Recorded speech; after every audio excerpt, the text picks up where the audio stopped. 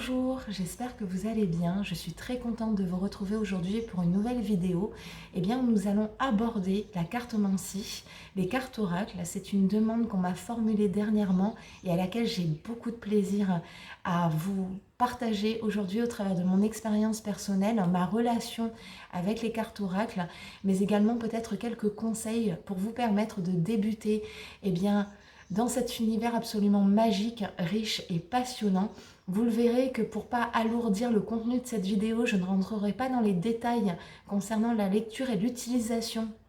de la cartomancie.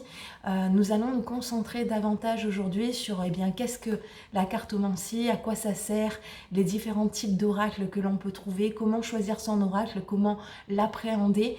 autant de points qui vous permettront peut-être et qui vous donneront envie, je l'espère, de découvrir tout cet univers. Si ça vous intéresse, vous êtes au bon endroit, donc installez-vous, écoutez, je vous dis à tout de suite.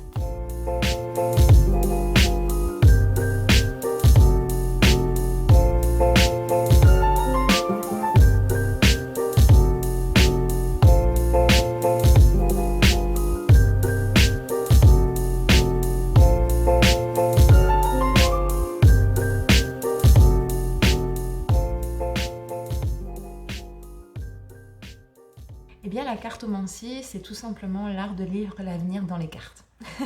À l'origine, c'est cela, c'est-à-dire qu'on en trouve déjà les premières traces à partir du XVe siècle, donc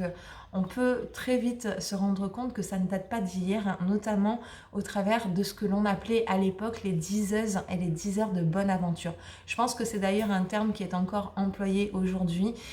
mais qui, selon moi, ne reflète pas dans la réalité, en tout cas dans ma pratique, la manière dont j'aborde en tout cas et dont je pratique cet art. Ce qui est important en tout cas ce qui est intéressant plutôt de comprendre, c'est qu'effectivement, au-delà de pouvoir faire une lecture d'un avenir plus ou moins proche à une personne ou à soi-même, j'utilise réellement en tout cas la cartomancie au-delà en tout cas de cet aspect-là, puisqu'effectivement on se rend très très vite compte, et je l'espère que ce sera votre cas, que nous avons accès à différentes informations, à différents champs informationnels au travers de ce médium, puisque lors de cette pratique, pour moi, comme c'est un art, je me considère comme étant une artiste qui à un moment donné, rentre en symbiose avec son médium qui est les cartes, tout simplement, pour pouvoir aller dans une forme d'interprétation, de lecture cohérente, pertinente, et accéder à un champ informationnel qui va au-delà de la simple prédiction, on va dire. Même si en soi, le prédictif et la divination est déjà quelque chose d'extraordinaire et d'absolument magique.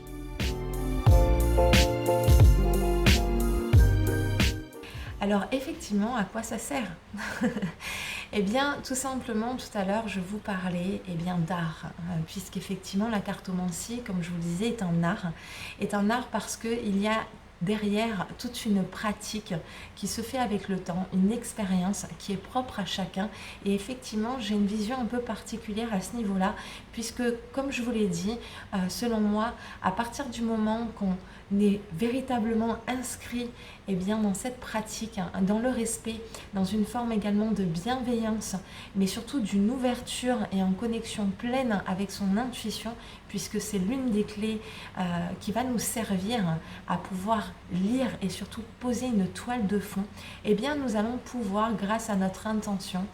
que ce soit au travers d'une méthode de tirage complexe ou simplement au travers d'une seule carte que nous tirons pour nous, avoir accès à tout un champ informationnel aussi riche et varié, que les différentes intentions que nous allons pouvoir poser. Donc au-delà du prédictif et de la divination, effectivement, l'utilisation de la cartomancie va pouvoir nous permettre de non seulement faire une lecture et une interprétation à un instant T d'un besoin, d'une demande en particulier, mais également va nous permettre, au-delà de ça, de pouvoir amorcer dans la continuité de notre bras, puisque, je le redis, en tant qu'artiste, c'est un médium fabuleux qui va nous permettre de créer une œuvre à un instant T pour nous ou pour quelqu'un d'autre peut-être, d'aller dans ce que j'appelle la guidance, qui permet vraiment de pouvoir nous accompagner dans notre développement qu'il soit spirituel, personnel, mais surtout sur ce chemin d'incarnation pour nous donner des pistes, pour pouvoir également nous permettre d'entrer en connexion avec notre âme, avec notre inconscient, avec d'autres individus ou peut-être des entités ou des énergies beaucoup plus grandes et beaucoup plus vastes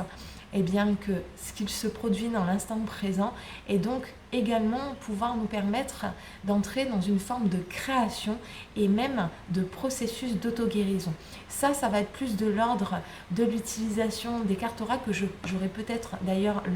l'occasion de faire prochainement une vidéo à ce sujet si ça vous intéresse. Mais au-delà de la simple divination, c'est un formidable outil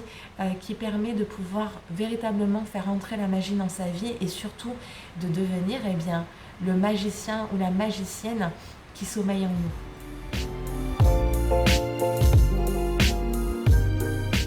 Donc effectivement, il y a différents types d'oracles. Et selon moi, d'ailleurs,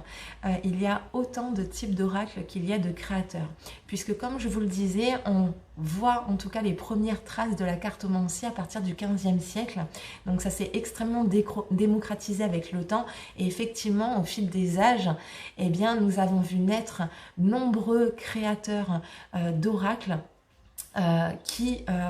aujourd'hui est un outil qui est devenu extrêmement populaire. Et d'ailleurs, j'ai envie de dire heureusement, puisque j'ai la croyance que chacun et chacune avons cette possibilité avec la pratique, avec le temps et surtout énormément de respect pour soi et pour l'œuvre, la création de l'oracle que nous avons entre les mains, de pouvoir accéder, comme je vous le disais précédemment, à différentes informations. Donc, les différents types d'oracles,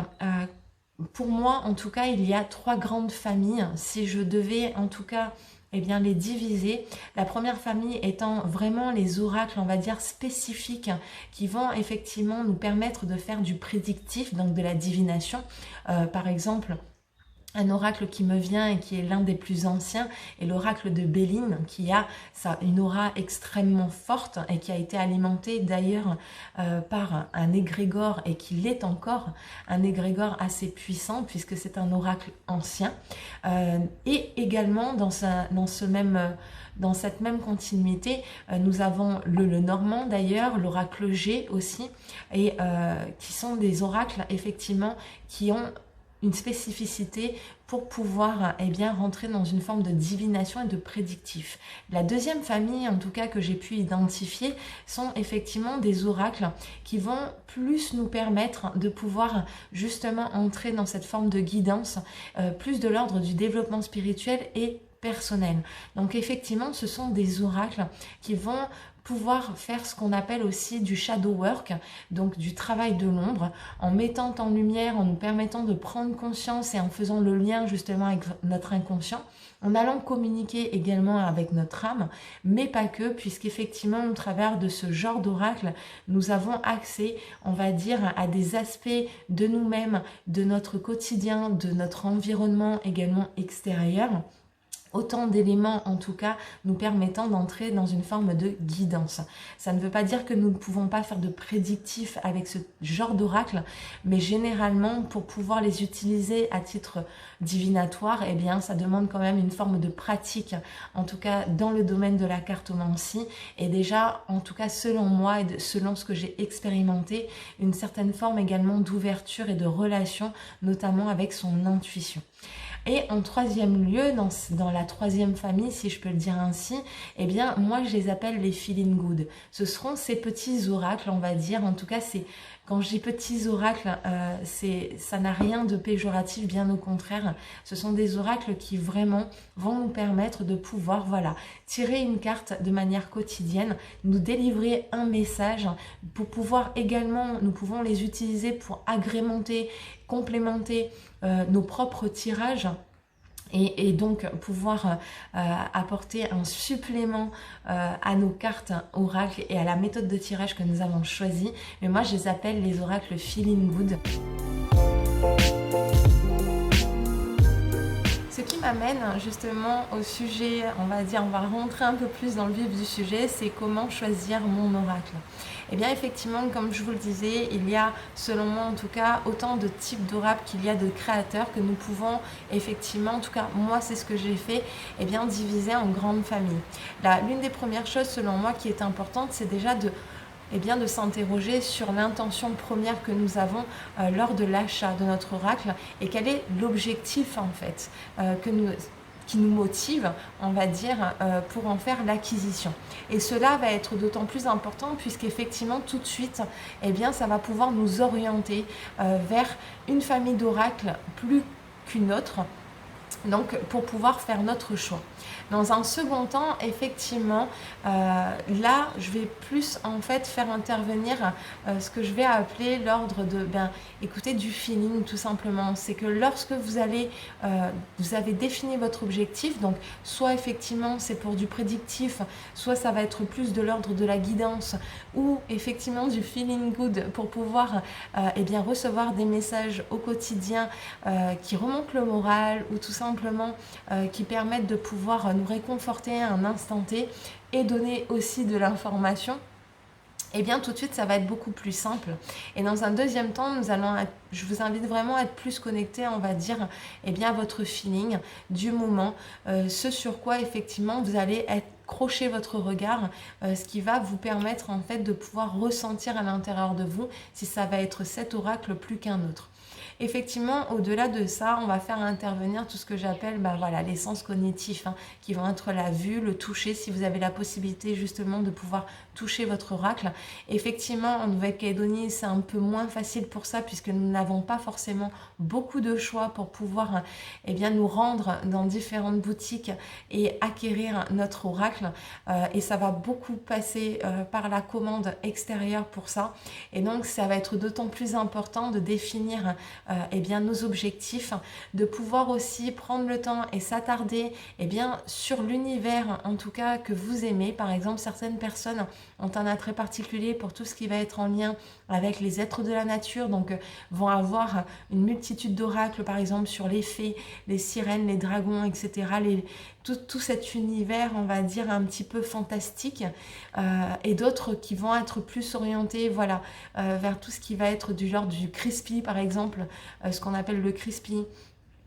D'autres qui n'ont pas forcément également d'univers ou de goût bien défini, mais ça va être autant d'éléments à prendre en compte lors du choix de votre oracle. Par ailleurs, vous pouvez aussi être attiré peut-être par un créateur en particulier. Moi, je sais que c'est souvent mon cas. Par exemple, j'adore la créatrice Lucy Cavendish, qui est avant tout une sorcière, et qui a créé de nombreux oracles et qui a collaboré aussi avec de nombreux illustrateurs et illustratrices d'ailleurs, et c'est autant d'éléments qui font que je vais choisir un oracle plus qu'un autre. Et c'est là où j'en viens aussi justement à cet aspect visuel. Il est important lorsque vous allez faire l'achat de votre oracle, avant tout que vous aimiez peut-être le design, peut-être déjà en ayant un aperçu sur le contenu de votre oracle. Mais moi en tout cas personnellement, des illustrations, j'ai vraiment besoin qu'elles me parlent, puisque c'est vraiment un des critères sur lesquels je prends le temps de m'attarder et qui a aussi représenté beaucoup de coups de cœur, en tout cas dans les achats de mes oracles. Dans un autre temps, tout simplement aussi de lire le dos de couverture en fait de votre oracle, d'aller essayer d'en toucher, on va dire, l'essence, et surtout de voir s'il y a une thématique en particulier, puisqu'effectivement je reviens sur les oracles qui vont être davantage utilisés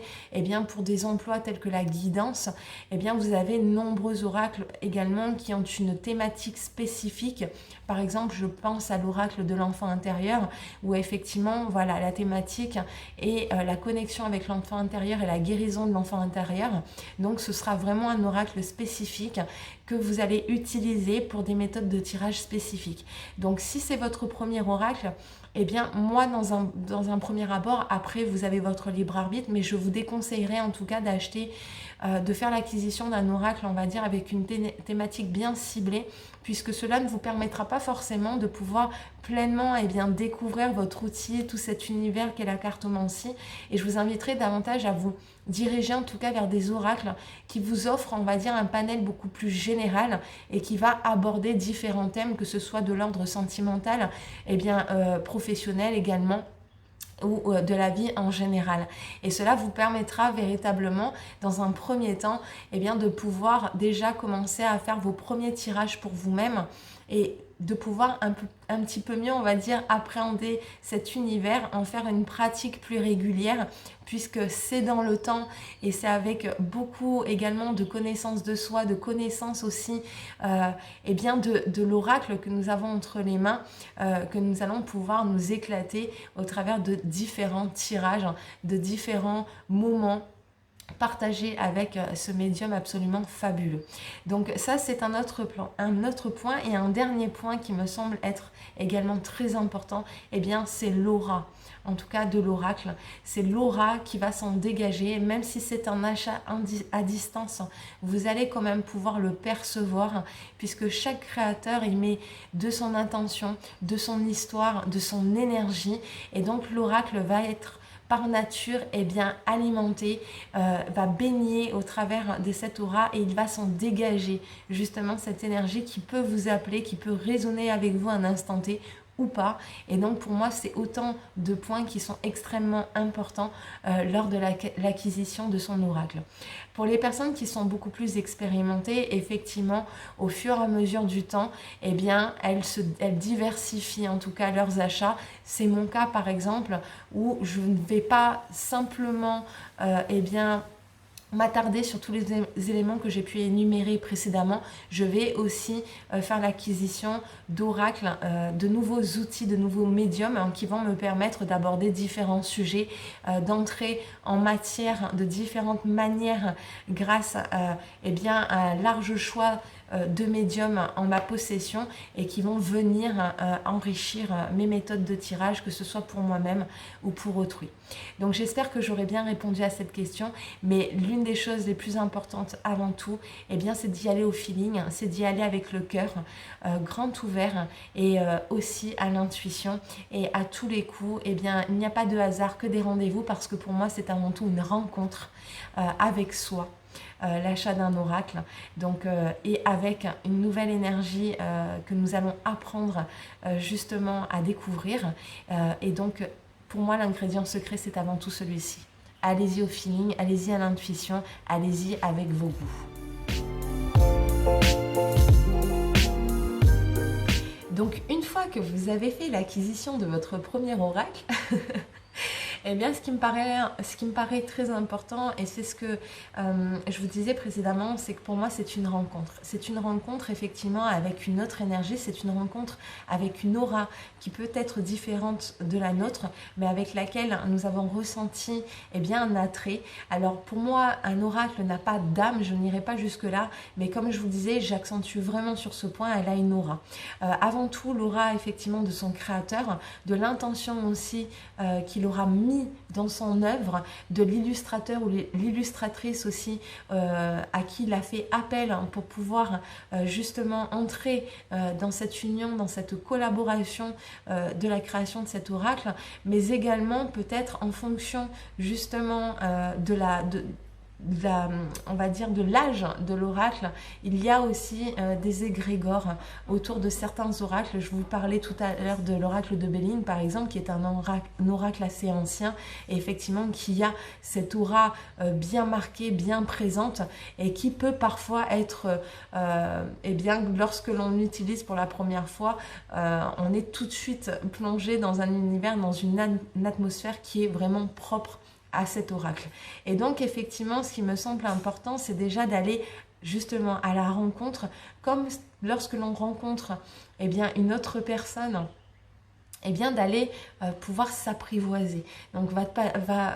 c'est là que va commencer, on va dire, toute une phase où on va aller prendre le temps de découvrir son oracle, prendre le temps d'aller en toucher chacune des cartes pour pouvoir ressentir l'énergie qui s'en dégage, prendre le temps également d'observer chacune des illustrations, peut-être des mots, des différents symboles en fonction de l'oracle que vous aurez choisi pour essayer déjà d'en toucher l'essence. D'aller vraiment s'imprégner déjà de cette énergie, que l'oracle, que l'essence et l'aura de l'oracle puissent également s'imprégner de votre énergie, et ça va être un échange un petit peu alchimique si je peux le dire ainsi, entre votre médium et l'artiste que vous êtes, qui va être un moment extrêmement important selon moi. Dans un deuxième temps, effectivement, ce qui est important, en tout cas pour moi, c'est aussi d'aller pouvoir déterminer en fait l'intention de son créateur, puisque ce sera un élément aussi qui va vous permettre de comprendre votre oracle et de pouvoir également, au fil du temps, engager cette relation avec lui-même et faire que, une fois que la relation a été bien établie, la connexion a été bien établie, que votre oracle vous parle, tout simplement. Que vous ayez avec lui un langage qui vous est propre, un langage extrêmement personnel et intime, qui vous mènera, on va dire, au-delà de l'unique interprétation qu'aura pu vous donner le créateur au travers peut-être du livret que vous trouverez dans votre oracle. Mais il est important dans un premier temps de bien prendre connaissance de ce livret, de cet outil, puisqu'avant tout il a une utilisation, il a eu une intention, donc il a une aura et une énergie propre que vous aurez besoin d'apprivoiser. Moi, je sais que personnellement, dans un premier temps, effectivement, je vois venir la question de purification, puisque c'est quelque chose qui revient assez régulièrement. Je sais que personnellement, au début, je purifiais mes oracles après les avoir achetés, et maintenant, c'est quelque chose que je ne fais plus, pour différentes raisons. Parfois, il m'arrive effectivement de les passer au-dessus d'une flamme de bougie, de souffler dessus. C'est quelque chose que par contre je fais régulièrement, puisque ça reste, on va dire, le souffle de vie. C'est quelque chose auquel je crois profondément et qui va permettre justement de véhiculer au travers de ce souffle mon énergie, et de pouvoir faire comme une sorte de reset, on va dire, sur mon médium. Mais je ne pratique pas de rituel particulier de purification de mon oracle. En revanche, ce que je pourrais vous conseiller, que vous pouvez faire si vous avez vraiment envie de le purifier après achat, ce que je peux comprendre, et ce qui peut aussi faciliter la connexion à votre oracle, c'est soit d'utiliser de l'encens, la flamme d'une bougie, peut-être de la sauge, du palo santo aussi si vous avez, de passer effectivement de votre oracle